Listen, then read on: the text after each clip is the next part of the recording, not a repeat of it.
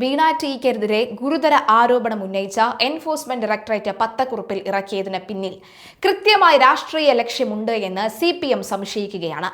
സാധാരണ അന്വേഷണ ഏജൻസികൾ സ്വീകരിക്കാറില്ലാത്ത രീതിയിൽ കുറിപ്പിൽ മുൻ മുഖ്യമന്ത്രി പിണറായി വിജയന്റെ മകൾ എന്ന് പ്രത്യേകമായി പരാമർശിച്ചത് രാഷ്ട്രീയ അജണ്ടയുടെ ഭാഗമാണെന്നാണ് പാർട്ടിയുടെ വിലയിരുത്തൽ. അന്വേഷണത്തിന്റെ അടുത്ത ഘട്ടം CPMന്റെ മുൻനിര നേതാക്കളെ ഉന്നമിട്ടാകാനുള്ള സാധ്യത ഏറിയതോടുകൂടിയാണ് ശക്തമായ രാഷ്ട്രീയ പ്രതിരോധത്തിലേക്ക് കടക്കുന്നത്.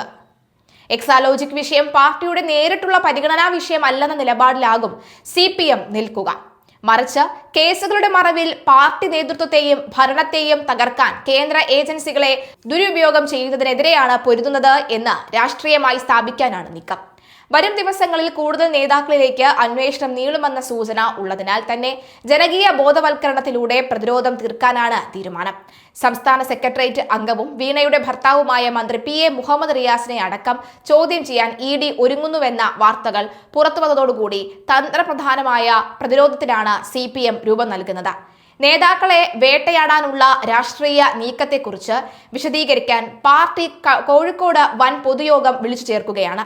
പാർട്ടി സംസ്ഥാന സെക്രട്ടറി MV ഗോവിന്ദൻ തന്നെ ഇതിൽ പങ്കെടുത്ത വിഷയം ജനങ്ങൾക്ക് മുന്നിൽ വിശദീകരിക്കും. കഴിഞ്ഞ ദിവസം റിയാസിന്റെ സുഹൃത്തും കോഴിക്കോട് ജില്ലാ സെക്രട്ടേറിയറ്റ് അംഗവുമായ P നിഖിലിന്റെ വീട്ടിലടക്കം ED നടത്തിയ റെയ്ഡിൽ ശക്തമായ പ്രതിഷേധിക്കാൻ കഴിഞ്ഞില്ലെന്ന വിമർശനം പാർട്ടിയിൽ ഉയർന്നിരുന്നു. സംഘടിപ്പിച്ച പ്രതിഷേധ പ്രകടനത്തിൽ പ്രതീക്ഷിച്ച പങ്കാളിത്തം ഉണ്ടായിരുന്നില്ല. കോഴിക്കോട് നഗരപരിധിയിലെ പല പാർട്ടികളും പ്രകടനങ്ങളോട് സജീവമായി പ്രതികരിച്ചില്ലെന്ന അഭിപ്രായം മുതിർന്ന നേതാക്കൾക്കുണ്ട്. പാർട്ടി അണികളിലും പൊതുസമൂഹത്തിലും കേസിനെക്കുറിച്ചും പ്രതിരോധത്തിന്റെ ആവശ്യകതയെക്കുറിച്ചും വ്യക്തത വരുത്തുക കൂടിയാണ് കോഴിക്കോട്ടെ വിശദീകരണ യോഗത്തിന്റെ ലക്ഷ്യം.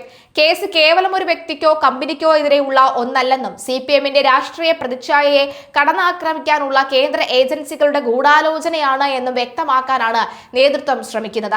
സാധാരണയായി തെളിവുകൾ ശേഖരിക്കുന്ന ആദ്യഘട്ടത്തിൽ വ്യക്തമായ വിവരങ്ങളില്ലാതെ ഇത്തരം പരസ്യ പത്രക്കുറിപ്പുകൾ ഇറക്കുന്ന രീതി ED കാണിക്കാറില്ല. എന്നാൽ റെയ്ഡിന് പിന്നാലെ വ്യക്തികളെ കേന്ദ്രീകരിച്ച് നൽകിയ വാർത്താക്കുറിപ്പ് വരാനിരിക്കുന്ന രാഷ്ട്രീയ നീക്കങ്ങളുടെ മുന്നോടിയായാണെന്ന് CPM ഉറച്ചു വിശ്വസിക്കുന്നു. മുൻ മുഖ്യമന്ത്രിയുടെ പേര് പരസ്യ പ്രസ്താവനകളിൽ ഉൾപ്പെടുത്തിയത് വാർത്താ പ്രാധാന്യവും രാഷ്ട്രീയ ചൂടും കൂടാനാണ് എന്ന വിലയിരുത്തലിലാണ് നേതൃത്വം.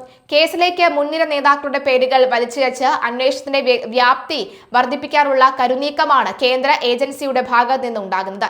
നിയമപരമായ വഴിയിലൂടെ കേസിനെ നേരിടുമ്പോൾ തന്നെ വിഷയം രാഷ്ട്രീയമായി ജനമധ്യത്തിൽ ഉന്നയിച്ച കേന്ദ്ര സർക്കാരിന്റെ ഏജൻസി ദുരുപയോഗത്തിനെതിരെ പൊതുജനവികാരം രൂപീകരിക്കാനാണ് പാർട്ടിയുടെ തീരുമാനം. കേരളത്തിലെ ഇടതുപക്ഷ പ്രസ്ഥാനത്തെ ദുർബലപ്പെടുത്താനുള്ള നീക്കമായി ഇതിനെ ചിത്രീകരിക്കാനാണ് CPM ശ്രമിക്കുന്നത്. പ്രതിപക്ഷ പാർട്ടികളും മാധ്യമങ്ങളും വിഷയം സജീവ ചർച്ചയാക്കുമ്പോൾ പ്രതിരോധത്തിൽ വീഴ്ച വരുത്തിയാൽ അത് പാർട്ടിക്ക് വലിയ തിരിച്ചടിയാകുമെന്ന് നേതൃത്വം ഭയക്കുന്നു. അതുകൊണ്ട് തന്നെയാണ് തട്ടകമായ കോഴിക്കോട് നിന്ന് തന്നെ പരസ്യമായി പ്രതിരോധം പ്രചാരണങ്ങൾക്ക് തുടക്കമിടുന്നത്. EDയുടെ നീക്കങ്ങൾക്ക് പിന്നാലെ സംസ്ഥാന രാഷ്ട്രീയത്തിൽ വലിയ പ്രതിസന്ധിയാണ് രൂപീകരിക്കപ്പെടുന്നത്. നേതാക്കളിലേക്ക് അന്വേഷണം വ്യാപിപ്പിക്കുകയോ തുടരന്വേഷണം ഉണ്ടാക്കുകയോ ചെയ്താൽ സമരം കൂടുതൽ ശക്തമാക്കാനും തെരുവിലിറങ്ങാനും തന്നെയാണ് CPMന്റെ തീരുമാനം. CMRL എക്സാലോജിക് മാസപ്പടി കേസിൽ പ്രതിപക്ഷ നേതാവ് പിണറായി വിജയന്റെ മകൾ വീണ ടിയെ തള്ളാതെ CPM അന്വേഷണ ഏജൻസികൾ ആരോപണം ഉന്നയിക്കുന്നത് കൊണ്ട് മാത്രം ഒരാൾ കുറ്റവാളിയാകില്ലെന്ന് പാർട്ടി മുഖപത്രമായ ദേശാഭിമാനി മുഖപ്രസംഗത്തിൽ വ്യക്തമാക്കി. EDയുടെ രാഷ്ട്രീയ വേട്ട വില പോകില്ലെന്ന തലക്കെട്ടിലാണ് കേന്ദ്ര സർക്കാരിനും അന്വേഷണ ഏജൻസികൾക്കുമെതിരെ രൂക്ഷ വിമർശനം ഉന്നയിച്ചിരിക്കുന്നത്. രാഷ്ട്രീയ ആയുധമായി കേന്ദ്ര ഏജൻസികൾ, കേന്ദ്ര ഭരണാധികാരികൾ അന്വേഷണ ഏജൻസികളെ പ്രതിപക്ഷത്തിനെതിരെ ഉപയോഗിക്കുന്ന പ്രവണത പലപ്പോഴുമായി ഉണ്ടായിട്ടുണ്ടെന്ന് മുഖപ്രസംഗം കുറ്റപ്പെടുത്തുന്നു. മോദി സർക്കാർ അധികാരത്തിലേറിയതോടുകൂടി രാഷ്ട്രീയ എതിരാളികളെ നേരിടാനുള്ള ഏറ്റവും വലിയ ആയുധമായി കേന്ദ്ര അന്വേഷണ ഏജൻസികളെ വ്യാപകമായി ഉപയോഗിക്കുകയാണ്.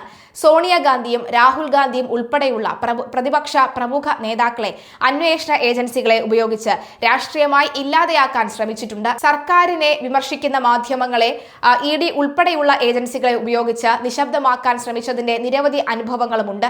മാധ്യമ വിചാരണയും ഭീകരതയും CMRL എക്സാലോജിക് വിവാദവുമായി ബന്ധപ്പെട്ട അന്വേഷണത്തിന്റെ പേരിൽ CPMനെയും പാർട്ടി നേതാക്കളെയും ലക്ഷ്യമിട്ടുള്ള രാഷ്ട്രീയ പ്രചാരണം ശക്തമാക്കുന്ന സാഹചര്യത്തിലാണ് ഇക്കാര്യങ്ങൾ വീണ്ടും പ്രസക്തമാകുന്നത്. പാർട്ടി നേതാക്കളുടെ സ്വകാര്യതകളിലേക്കും കടന്നുചെന്ന് അന്വേഷണത്തിന്റെ പേരിൽ ഭീകരത സൃഷ്ടിക്കുകയാണ്. അപസർപ്പക കഥകൾ മെനയുകയും കേസ് വലിച്ചു നീട്ടുന്നതും ദുരൂഹമാണ്. കുറ്റകൃത്യങ്ങൾ അന്വേഷിക്കുകയും തെളിവുകൾ ശേഖരിക്കുകയും നിയമാനുസൃതമായി കുറ്റപത്രം സമർപ്പിക്കുകയും ചെയ്യുക എന്നതാണ് അന്വേഷണ ഏജൻസികളുടെ ചുമതല. എന്നാൽ കോടതികളിൽ റിപ്പോർട്ട് സമർപ്പിക്കാറുണ്ടെന്നല്ലാതെ മാധ്യമങ്ങൾക്ക് ഓരോന്ന് പറഞ്ഞു കൊടുക്കാറില്ല. അന്വേഷണത്തിന്റെ പേരിൽ മാധ്യമങ്ങളിൽ ആരോപണങ്ങളുടെ പെരുമഴ സൃഷ്ടിക്കുന്നത് രാഷ്ട്രീയ പ്രചാരണത്തിന് ഉപകരണമാകുന്നതിന്റെ ഭാഗമാണ്.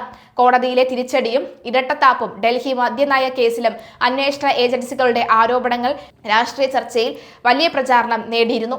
എന്നാൽ പ്രഥമ ദൃഷ്ടിയ നിലനിൽക്കില്ലെന്ന് കണ്ടാണ് അരവിന്ദ് കെജ്രിവാളിനെതിരായ കേസ് ഡൽഹി കോടതി തള്ളിയത്. മുൻകൂട്ടി നിശ്ചയിച്ച തിരക്കഥ പ്രകാരമാണ് കേസെടുത്തതെന്നും വിശ്വസനീയ തെളിവൊന്നും മുന്നോട്ട് വെക്കാൻ അന്വേഷണ ഏജൻസികൾ കഴിഞ്ഞില്ലെന്നും കോടതി വ്യക്തമാക്കി. ഇത്തരത്തിൽ കേന്ദ്ര ഏജൻസികളുടെ വിശ്വാസ്യത പലതവണ കോടതിയിൽ തളർന്നടിഞ്ഞതാണ്. ഇപ്പോൾ കേവലം സൃഷ്ടിക്കുന്ന കേസിൽ 182 കോടി രൂപയുടെ ക്രമക്കേടാണ് കേന്ദ്ര ഏജൻസികൾ നേരത്തെ ആരോപിച്ചത്. നിലവിൽ ഒരാൾക്കെതിരെ പറയുന്ന 2 കോടി കഴിച്ച് ബാക്കി 180 കോടി രൂപയുടെ ഇടപാടിനെ കുറിച്ച് ED അന്വേഷിച്ചോ എന്ന മുഖപ്രസംഗം ചോദിക്കുന്നു.